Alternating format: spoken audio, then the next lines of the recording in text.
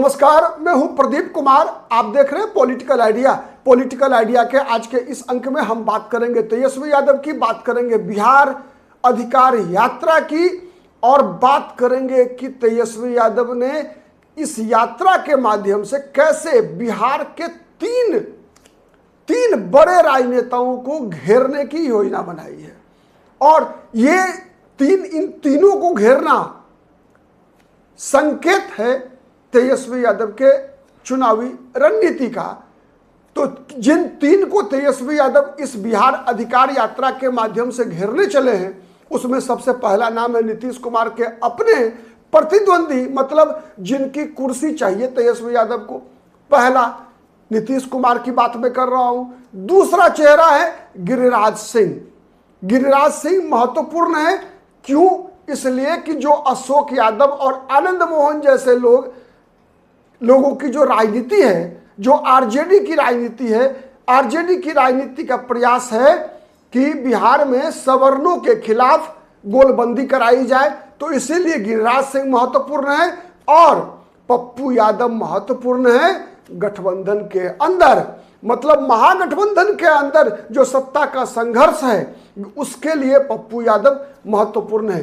तो आपको दिखेगा, एक रूप में दिखेगा, ये जो रोड मैप है तेजस्वी यादव के बिहार अधिकार यात्रा का, जो रोड मैप है, जिन रास्तों से गुजरेगी, वो उसमें सामान्य तौर पे तो आपको दिखेगा कि यह यात्रा उन स्थानों से होकर गुजर रही है जहां राहुल गांधी का वोटर अधिकार यात्रा नहीं गया था। लेकिन इसके संकेत देखिए आप। संकेत क्या है? जहानाबाद से शुरुआत।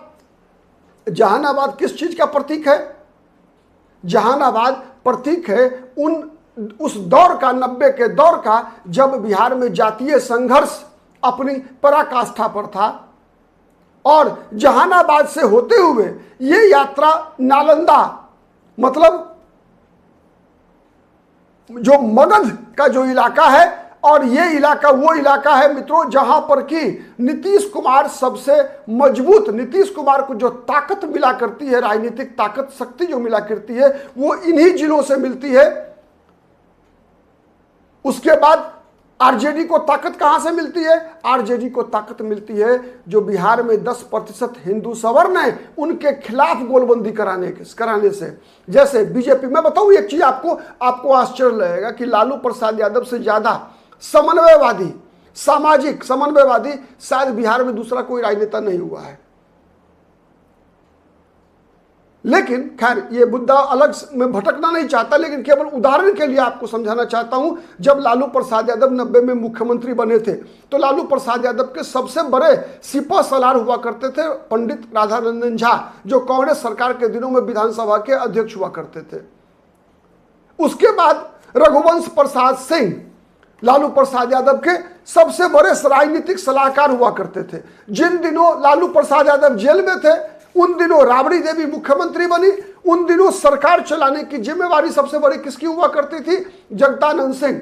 लालू प्रसाद यादव यदि आज बिहार के मुख्यमंत्री नहीं होते, यदि उनको 2 सवर्णों का साथ नहीं मिला होता, एक पूर्व प्रधानमंत्री ठाकुर चंद्रशेखर सिंह और दूसरा रघुनाथ झा, यदि रघुनाथ झा 16 वोट नहीं काटे होते मुख्यमंत्री पद का उम्मीदवार बनकर, तो बिहार का एक दलित रामसुंदर दास आज मुख्यमंत्री हुआ होता 1990 में।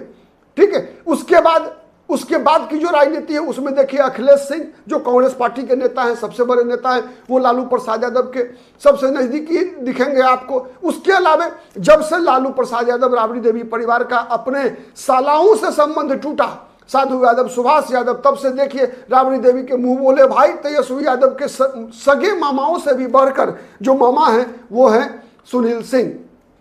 ठीक है। तो इसीलिए लालू यादव के परिवार पर आप जातिवादी होने का आरोप नहीं लगा सकते। हाँ, उनकी राजनीति जरूर ये है कि हम सवर्ण के खिलाफ गोलबंदी करा सकें। वैसे ही जैसे भारतीय जनता पार्टी लगातार प्रयास करती है कि हम मुसलमानों के खिलाफ समाज को एकजुट कर सके, मुसलमानों के खिलाफ गोलबंदी करा सके। तो ये केवल राजनीतिक मुद्दा है। तो इसीलिए तेजस्वी यादव का जो रोड मैप है, वो गुजर रहे हैं उन इलाकों से जिन इलाकों में प्रभाव ललन सिंह और गिरिराज सिंह का है। चूंकि गिरिराज सिंह को टारगेट इसलिए किया गया है, चूंकि गिरिराज सिंह, ललन सिंह तो तोल मोल के बोलते हैं, चतुर राजनेता हैं, लेकिन गिरिराज सिंह बगैर सोचे बयानबाजियां करते हैं। तो गिरिराज सिंह के खिलाफ प्रतिक्रिया कराने के लिए गिरिराज सिंह से बेहतर उम्मीदवार, बेहतर कैरेक्टर बिहार की राजनीति में शायद तेजस्वी यादव के पास नहीं मिलेगा विपक्षी खेमा में। तो इसीलिए जो यात्रा का जो मार्ग तय किया गया है उसमें जहानाबाद, नालंदा, पटना, ये तो नीतीश कुमार का इलाका हो गया। उसके बाद बेगूसराय, खगड़िया, ये इलाके गिरिराज सिंह को टारगेट करेंगे। और उसके बाद तेजस्वी यादव चलेंगे उसी पप्पू यादव के, कह सकते हैं पप्पू यादव का जो किला है, उस किला, जिस किला को आरजेडी लगातार ढा नहीं पा रही है। मैं ये नहीं कहता कि पप्पू यादव का वो लंबा किला लगातार बना हुआ है, बल्कि पप्पू यादव कम से कम इस स्थिति में जरूर होते हैं जिससे कि आरजेडी का किला नहीं बन सके। वो एक जमाने में कहा जाता था मधेपुरा है, सॉरी रोम है पोप का, मधेपुरा है गोप का। लेकिन उस मधेपुरा में अगर हम देखें 20 वर्षों के अंदर केवल एक चुनाव पप्पू यादव जीत पाए आरजेडी की टिकट पर। इसके अलावा लगातार जो है वहां से जनता दल यूनाइटेड के उम्मीदवार चुनाव जीतते रहे। ठीक है, तो मतलब तो उसमें कई फैक्टर रहा है, लेकिन एक फैक्टर पप्पू यादव भी रहे जिस कारण से वहां आरजेडी की का परिणाम, चुनावी परिणाम उस प्रकार से नहीं हो सका जिस प्रकार से अपेक्षा थी। तो इसीलिए इस बार जो तेजस्वी यादव का जो रोड मैप है उसमें पप्पू यादव का सहरसा, मधेपुरा, ठीक है, सुपौल, इन 3 जिलों को कवर करते हुए ये समस्तीपुर और वैशाली में आकर समापन होगा। तो ये 6 दिन की जो यात्रा है 20 तारीख को खत्म हो रही है, 16, 17, 18, 19, 20, सॉरी 5 दिन की। इन 5 दिनों में तेजस्वी यादव इन तीनों नेताओं को टारगेट इसीलिए कर रहे हैं कि नीतीश कुमार की कुर्सी चाहिए, नीतीश कुमार की कुर्सी तेजस्वी यादव को चाहिए। मुख्यमंत्री पद के 2 उम्मीदवार आज बिहार में दिख रहे हैं, मात्र तेजस्वी यादव, नीतीश कुमार। तो इसीलिए, और ये वो इलाका है, इसलिए भी निशाने पर है, ये वो इलाका है जहां लगातार 2 चुनाव से आप देख लीजिए कि आरजेडी और के लिए वो एक तरह से बहुत मजबूत पक्ष रहा है, मजबूत किला बना है।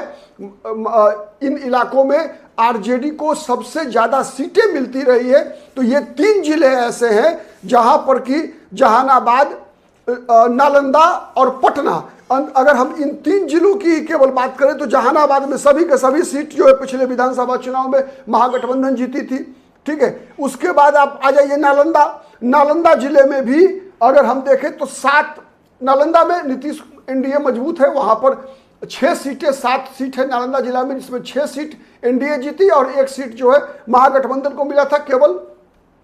ठीक है, और उसके बाद आ जाइए पटना जिले में पहली बार ऐसी स्थिति हुई थी कई चुनावों के बाद जब महागठबंधन को ज्यादा सीटें मिली। 14 सीटें पटना जिले में, जिसमें 9 सीट महागठबंधन को मिला, मात्र 5 सीट एनडीए को मिला। और उन 5 में भी 4 तो शहरी सीट है, पटना साहिब, कुमरार, बांकीपुर और दीघा, ये 4 के 4 तो शहरी सीट है जहां पर कि एनडीए जीत पाई थी। ठीक है, इसके अलावा 9 विधानसभा सीटों में महागठबंधन की जीत हुई थी। तो ये इलाका वो है जहां नीतीश कुमार सबसे ज्यादा अपेक्षा रखते हैं सीटों की। तो ये इलाका है। उसके बाद जो भूमिहार बेल्ट है, मैंने कहा बेगूसराय, खगड़िया का जो इलाका है जहां गिरिराज सिंह पर हमला होगा तेजस्वी यादव का, जिससे कि वो 90% और 10% वाला गोलबंदी तेजस्वी यादव लगातार चाहते हैं। विगत दिनों जिस प्रकार से आनंद मोहन का वोट बयान आया और उसके बाद आरजेडी के जो अशोक महतो, उनका बयान, प्रतिक्रिया आई उस बयान पर, इससे एक तरह से फिर से 2024 लोकसभा चुनाव के जैसा ट्रेंड सेट करने का प्रयास लगातार आरजेडी के द्वारा होगा। अभी तो शुरुआत हुई है, आगे आगे देखिए होता क्या है। और ये मामला विधानसभा चुनाव में थोड़ा और ज्यादा, आपको याद होगा कि मुंगेर लोकसभा सीट पर इस बार अशोक महतो की पत्नी चुनाव लड़ रही थी।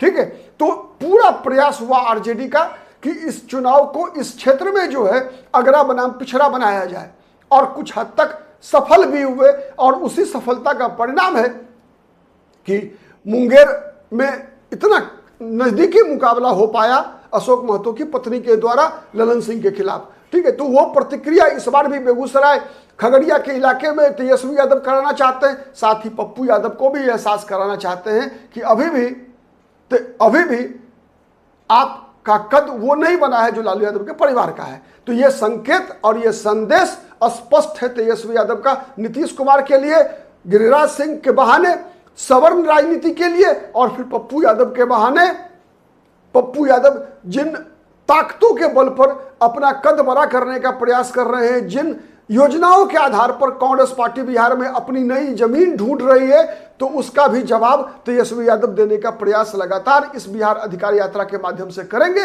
ये बातें स्पष्ट दिख रही है। आज के लिए इतना ही, बहुत बहुत धन्यवाद। नमस्कार, जय हिंद, जय भारत।